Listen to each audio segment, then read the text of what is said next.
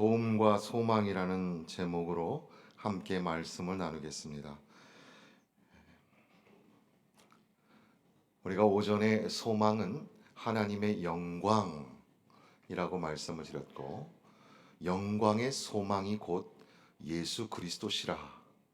그러므로 예수 믿는 믿음, 그리고 소망이 되시는 예수 안에서 하나님과 화평을 누리고 은혜에 들어가 서며, 그리고 환난 중에도 즐거워하는 삶을 살기를, 그렇게 하나님의 말씀을 들었습니다.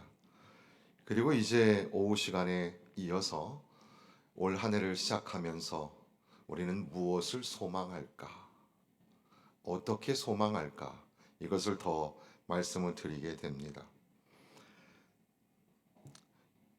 이혜인 수녀의 그 희망은 깨어있네라는 그런 글이 있는데, 나는 늘 작아서 힘이 없는데, 믿음이 부족해서 두려운데, 그래도 괜찮다고 당신은 내게 말하는군요.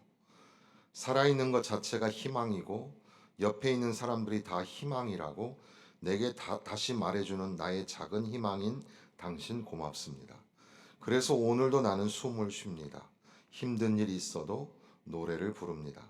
자면서도 깨어 있습니다. 서정윤의 소망의 시라는 그 시도 있는데, 하늘처럼 맑은 사람이 되고 싶다. 햇살같이 가벼운 몸으로 맑은 하늘을 거닐며 바람처럼 살고 싶다. 흔적 없이 사라질 수 있는 바람의 뒷모습이고 싶다. 하늘을 보며 땅을 보며 그리고 살고 싶다. 길 위에 떠 있는 하늘 어디엔가 그리운 얼굴이 숨어 있다. 깃털처럼 가볍게 만나는 신의 모습이 인간의 소리들로 지쳐 있다. 불기둥과 구름기둥을 앞세우고 알타이 산맥을 넘어 약속의 땅에 동굴을 파던 때부터 끈질기게 이어져 오던 사랑의 땅, 눈물의 땅에서 이제는 바다처럼 조용히 자신의 일을 하고 싶다. 맑은 눈으로 이 땅을 지켜야지. 그런 시입니다. 한 가닥의 창조자를 기억하며 소망을 바라보는 그런 시인들의 그런 기도문이 되겠습니다. 성경에도 소망이라는 단어가 참 많이 나옵니다.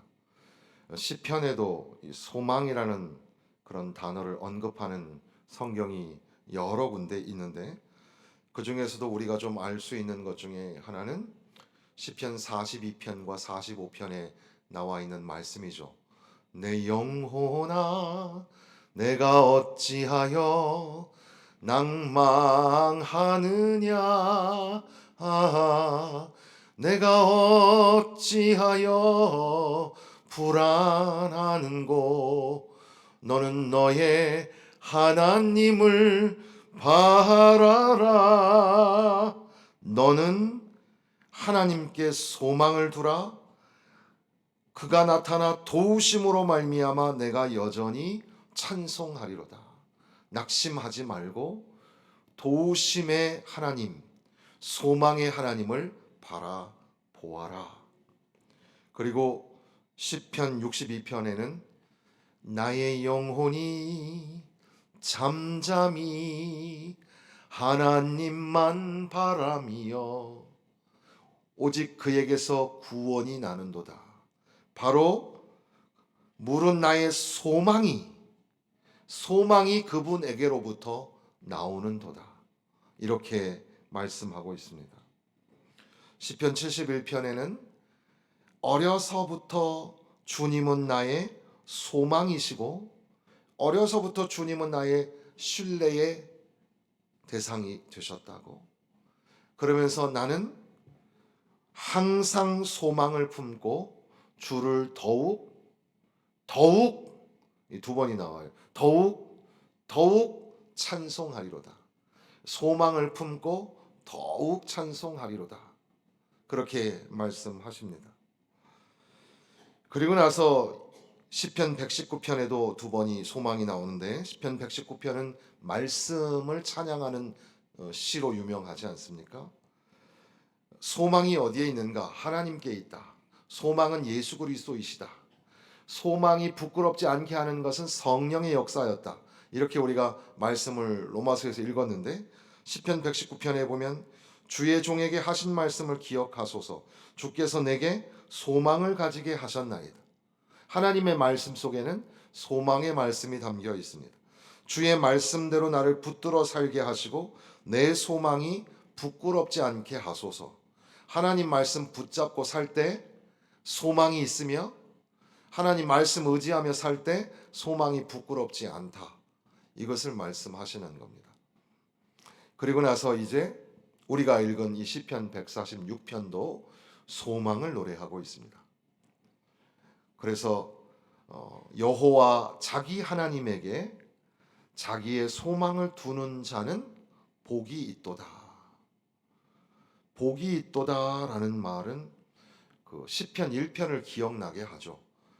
아실레이 복이 있도다라는 말인데 그것은 하나님을 떠나지 않는 자, 하나님 중심으로 사는 사람, 하나님의 말씀을 즐거워하고 그 말씀을 주야로 묵상하는 자, 그 사람이 시냇가에 심은 나무같이 형통하게 된다는 그 말씀인데 바로 그렇게 복이 있는 사람, 복이 있는 사람은 하나님의 말씀을 즐거워하고 주야로 묵상하는 자가 복이 있는 자입니다.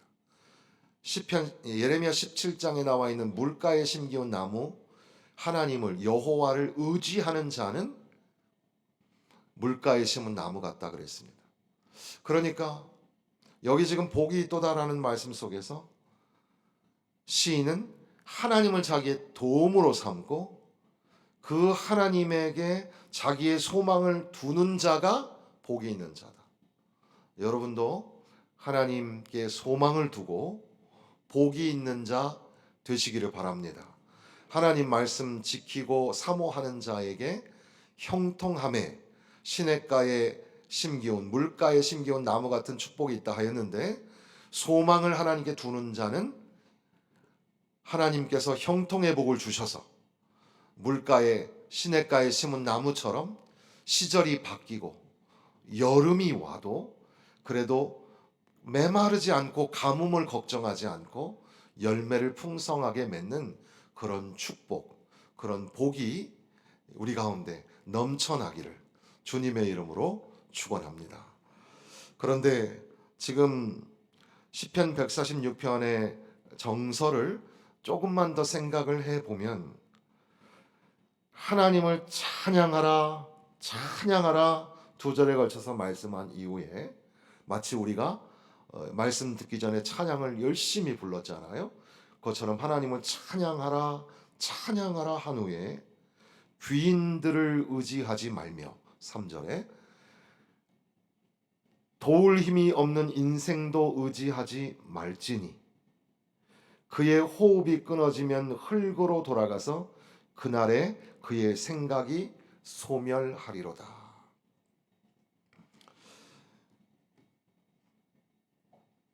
그 옛날 그 중국의 시의 그 내용 중에 그 화무 11홍이라는 말이 있는데 아마 들어보셨을 거예요. 이게 예쁜 꽃도 며칠을 못 간다, 10일을 못 간다. 물론 그 꽃은 돌아가면서 꽃이 피기 때문에 계속해서 꽃을 볼 수 있지만 그 화무 11홍 권불 10년이란 말이 있어서 꽃이 그 색이 10일을 못 간다는 말이고 권세도 10년을 넘지 못한다는 그런 말인데요. 사람이 그래요. 사람이 아무리 지성과 뭐 재력과 권력을 가지고 있어도 그 사람을 의지하지 마라. 그 사람은 곧 죽을 수밖에 없는 존재. 그래서 영어 성경에 mortals, 죽은 존재, 죽음이라고 표현을 하고 있습니다.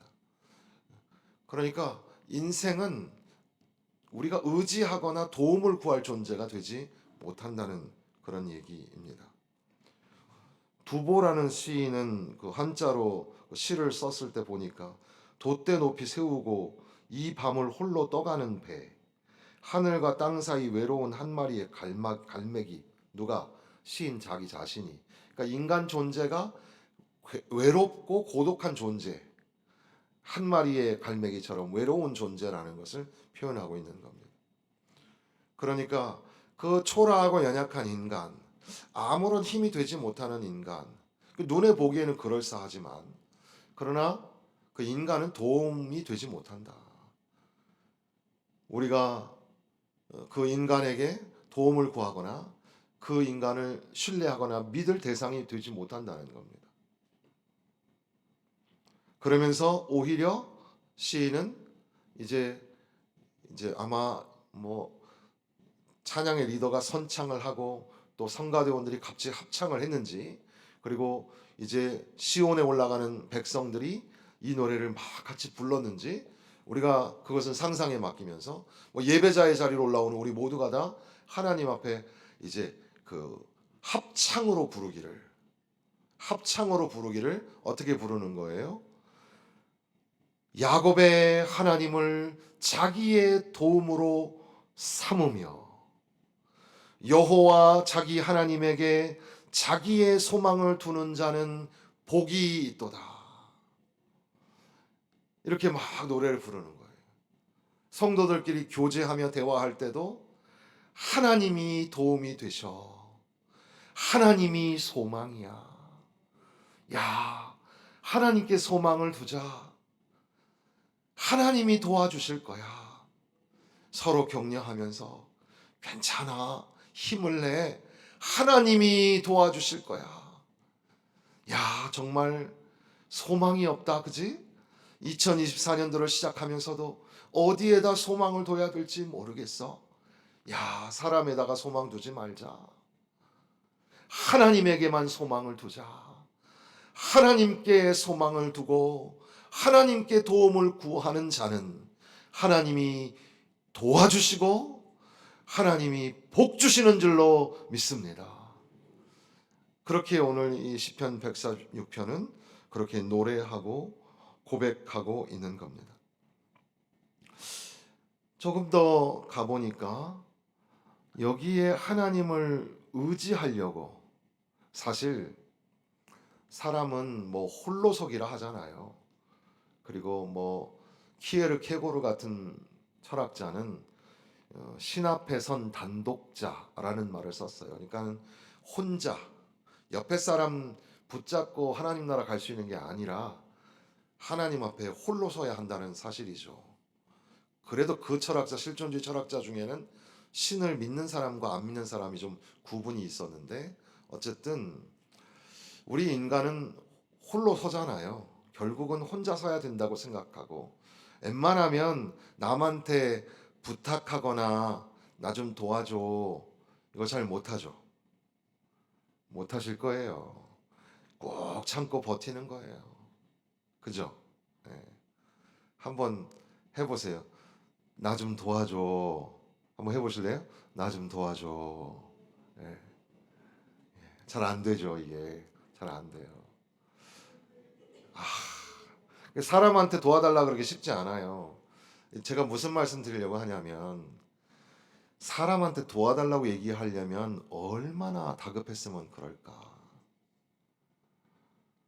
여러분들이 기도를 많이 하다 보면, 아, 저분이 지금 힘들구나 라는 걸 그 사람이 말하기 전에도 알 수가 있어요. 저 집사님을 위해서 기도하는데 뭔가 가슴이 막 아프고 느낌이 오는 거예요. 그러면 그분을 유심히 보면서 기도하다 보면, 아, 저분이 뭔가 어려움이 있구나. 그래서 뭐 대화를 나눌 수도 있겠지만 대화를 나누지 않고도 계속해서 그분을 위해서 기도하는 거예요. 그리고 어느 날 세월이 지나고 다시, 자기야, 옛날에 내가 너무 많이 힘들었어. 그러면 그때 그랬지? 그래. 그때 성령께서 기도하라 하셨어.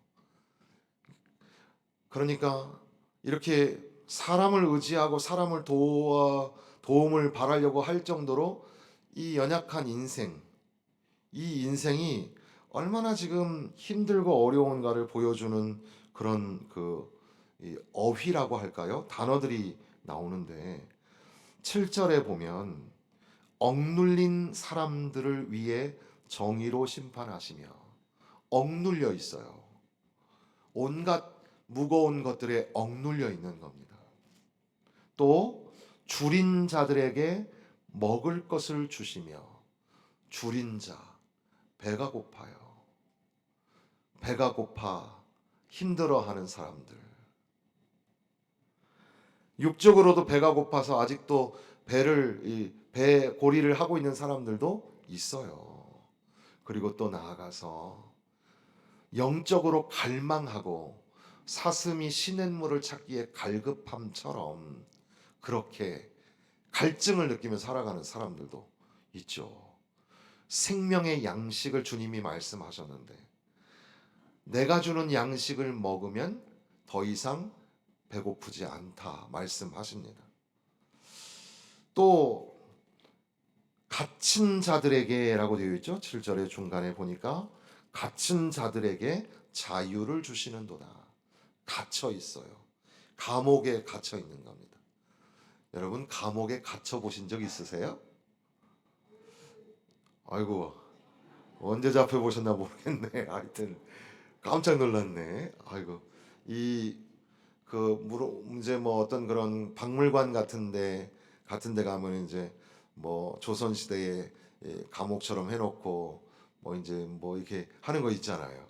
그런 거 경험도 해보셨을 거고 또 구경도 해보셨을 텐데, 실제 이 감옥에 들어가 본 적 없으시죠?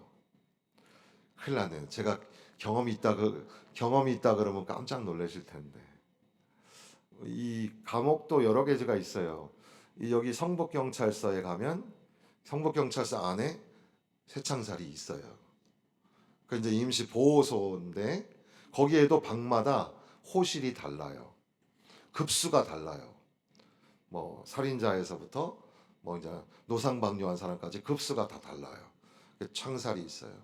거기에 있던 사람들이 이제 법으로 이제 법정 구속을 당하게 되면 이제 동부구치소, 남부구치소 이런 데로 가요. 거기 이제 큰 법원이 있는 큰 구치소에, 거기에 이제 감옥처럼 되어 있는데, 감옥이 우리가 보는 그런 어두운 감옥이 아니라 그냥 회사 건물처럼 생겼는데 밖에 창문이 다 이게 쇠창살로 되어 있어요. 거기서 이제 형이 확정이 되면 어디로 갈까요?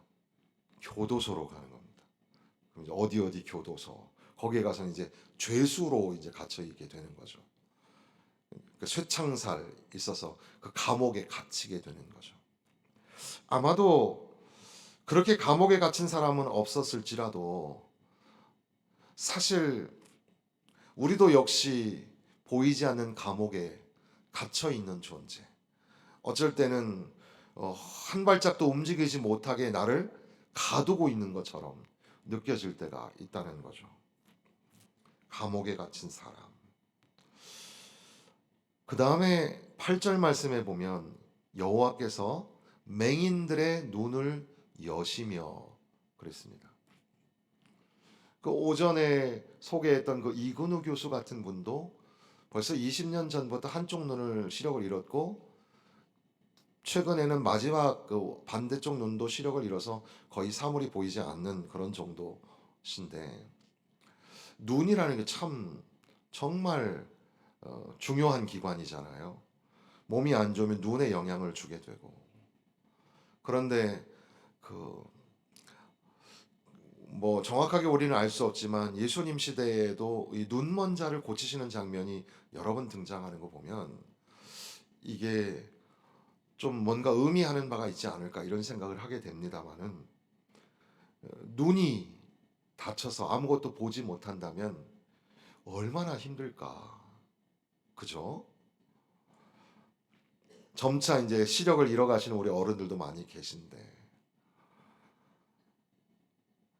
그 노회 가 보니까는 노 회장님도 책을 보는데 안경을 이렇게 하고 보고, 분호회장이 저랑 나이가 같은데 이렇게 하고 보길래, 아니 무슨 눈들이 다 그래 그랬거든요.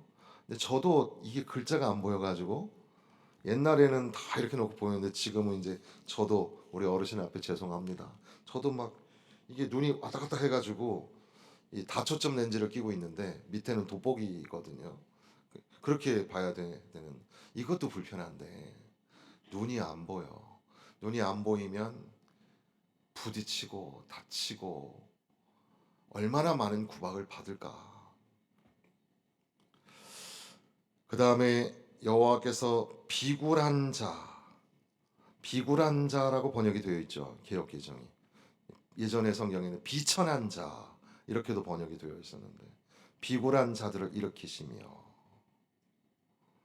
그러니까 막 때로는 너무 낮아져 가지고 막 자존심 상할 때 있잖아요. 여러분도 아마 그런 이제 뭐 환경 미화를 하거나 뭐 그런 일을 하시는 수도 있잖아요. 저도 런던에서 뭐 남들은 부유하게 공부한 줄 알지만 청소한 것밖에 기억이 안 나는데 이른 아침부터 이 이슬링턴 칼리지 그 학교에 가서 3시간 동안 쉬지 않고 막 청소를 하는 겁니다. 그 사람들은 청소부가 일을 해야 되기 때문에 일부러 어지러 높여 놓고 가는 것 같아요. 우리나라는 선생님들이 자기 책상 다 정리하고 가잖아요. 여기는 막 그냥 지난밤에 파티를 했는지 다 어지러 놓고 가는 거죠. 근데 제가 너무너무 배가 고팠을 때인데 그 책상에 어지럽혀져 놓여 있는 그 음식들 중에 과자 같은 게 있었어요. 그래서 그 과자를 남들이 볼까봐 들어서 몰래 먹었어요. 그러고 나서 얼마나 내가 비굴하고 비참해 보였는지 몰라요. 성탄절에 아이들이 문 앞에서 사이렌 나잇, 홀리 나잇 노래를 부르면 이제 선물을 줘야 돼요. 걔네들은 성탄절인 줄 모르면서도 그런 걸 하는데 아이들한테 문을 열고 우리 집에도 왔네. 외국인 집인데도 왔어요. 그래서 뭐 please 그래서 I'm sorry, I haven't got any present for you. 너희들한테 줄 선물이 없네. 근데 내가 코리안 누들 있는데 괜찮겠니? 라면 라면 있는데 괜찮겠니? 그랬더니 yes, please 그래가지고 줬어요. 줬더니 다음날 동네 아주머니들이 저를 보면서 발그레 웃으시면서 마이클 라면이 맛있었어. 뭐 그렇게 얘기하던데 매일마다 라면 먹고 때로는 굶고 제가 하는 이야기보다 훨씬 더 어렵고 힘든 일을 우리 성도들이 경험하셨을 겁니다. 또 9절에 가보니까 여호와께서 나그네들을 보호하시며 나그네는 집이 없어요. 뭐 보호받을 곳이 하나도 없는 거죠. 옷도 뭐 쉴 곳도 잠을 잘 수도 없잖아요. 그러니까 누군가 집을 배려해 줘야지만 쉴 수 있는 존재. 나그네. 더 나아가서 구절에 고아와 과부를 붙드시고 당시에 이 고아가 되는 부모님이 전쟁에 나가서 또 죽게 되고 어려운 형편이 되어 있는 부모님이 없는 의지할 곳이 없는 존재. 또 남편이 없어서 자기가 밭에 나가서 일을 해야 되는 그런 사람들이 있었습니다. 그런 사람들도 하나님이 보호하여 주시고 그렇게 이렇게 저렇게 8개 종류의 사람들의 모습. 그러니까 야곱의 하나님을 자기의 도움으로 삼는다라고 할 때 사람을 의지하지 말고 사람을 도움 삼지 말아라. 얼마나 다급하면 사람을 자꾸 볼까요? 사람을 의지하고 싶을까요? 그도 그럴 것이 쭉 열거한 것처럼 억눌렸죠. 굶주렸죠. 감옥에 갇혀 있죠. 눈이 멀어서 볼 수 없는 상황이죠. 비굴하고 비천합니다. 나그네가 되었습니다. 고아처럼 과부처럼 살아갑니다. 얼마나 힘들고 어렵겠어요. 그러니까 자꾸 사람들에게 눈이 돌아가고 의지하고 싶고 그렇죠. 그러나 시인은 이제 예배자들을 향하여서 함께 노래하기를, 야, 사람에게, 인생에게 의지하지 말자. 야곱의 하나님이 우리의 도움이 되시고, 그러니까 사면초가라는 말이 있잖아요. 동서남북이 다 막혔어요. 그러면 어떻게 해야 돼요? 눈을 들어 산을 보아라. 천지를 지으신 여호와 하나님이 나의 도움이시라. 아멘. 하나님이 나의 도움이시라. 그러니까 하나님만이 나의 도움인 줄로 믿고 하나님 앞에 매달리자. 그렇지. 여기에 열거하고 있는 사람들, 열거하고 있는 내용들을 통해서 하나님은 저와 여러분의 마음을 터치하시는 거예요. 너 그렇지 않니? 너 그랬구나. 너 속상했구나. 그럴 때 하나님을 도움으로 삼아서 나아가라. 그리고 또한 하나님이 우리의 소망이라. 하나님께 소망을 두는 자가 복이 있다. 이렇게 말씀하시는 겁니다. 그리고 나서 시온아, 여호와는 영원히 다스리시고 내 하나님은 대대로 통치하시리로다. 할렐루야 하면서 하나님이 다스리시고 하나님이 통치하시니 우리가 할 것은 하나님 앞에 찬양하는 것밖에 없다고 고백합니다. 그러니까 찬양으로 시작해서 할렐루야로 마치고 있는, 하나님이 통치하신다. 하나님이 다스리신다. 그래서 우리가 주가 일하시네, 이 찬양을 우리가 특세기간에 불렀지 않습니까? 하나님이 하십니다. 2024년도 자, 우리 어떻게 살아야 합니까? 2024년도 하나님이 우리를 도와주실 줄로 믿습니다. 오직 하나님께만 소망을 두며 사시기를 부탁을 드립니다.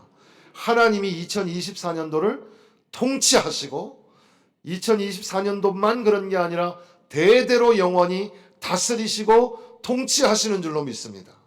그저 우리는 소망을 하나님께 두고 하나님만이 나의 도움이라고 고백하며 다시 일어나 하나님을 찬양하고 다시 하나님을 노래하며 살 때 하나님이 우리를 지키시고 복 주시고 은혜로 함께하여 주실 줄로 믿습니다.